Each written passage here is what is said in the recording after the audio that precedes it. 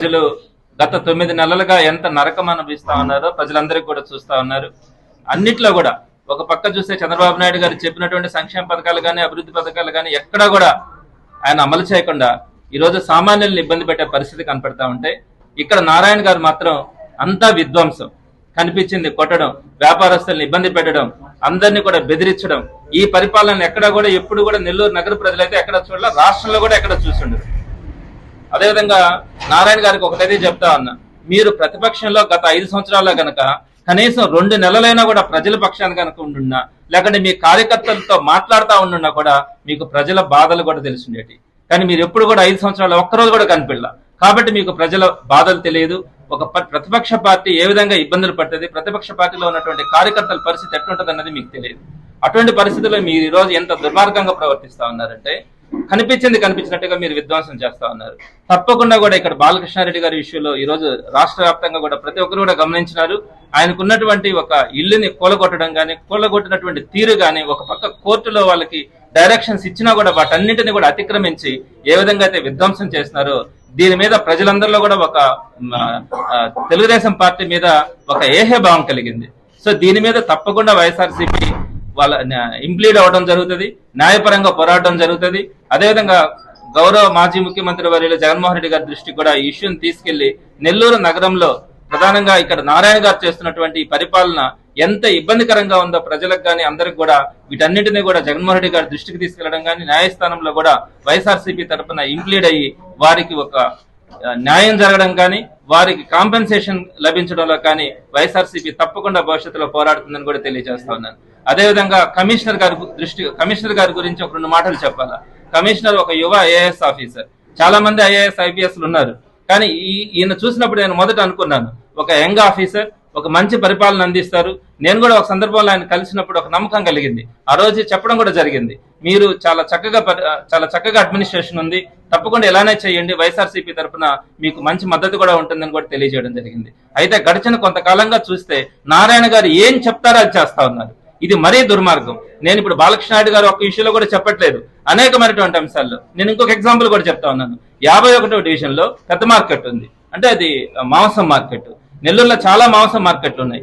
ఆ 51వ డివిజన్ లో సౌరి అని ఒక వైఎస్ఆర్సీపీ నాయకుడికి సంబంధించినటువంటి అక్కడ 5 షాపులు ఉంటే, ఒక షాపు సౌరికి సంబంధించింది. అయితే ఆ 5 షాపుల్ని కూడా క్లోజ్ చేయించినాడు. నెల్లూరులో ఎన్ని మాంసం అంగళ్ళు ఉన్నాయి, బీఫ్ అంగళ్ళు ఉన్నాయి, వాటన్నిటిని ఎక్కడన్నా ఒక్కటైనా క్లోజ్ చేయించినారా?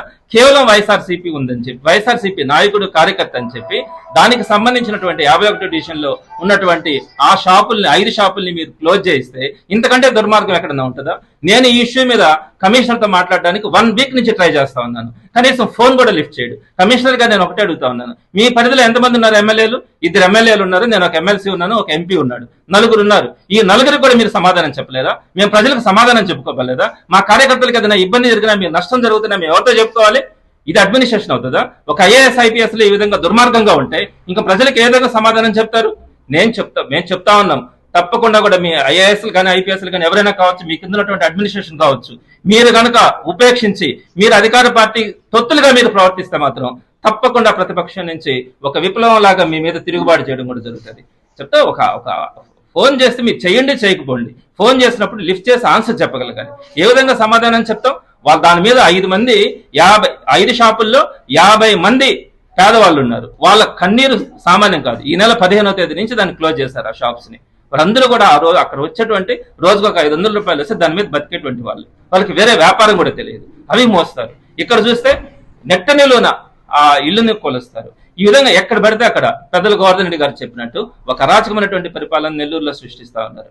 తప్పకుండా దీనికి అధికారులందరూ కూడా వంత పాడుతా ఉన్నారు.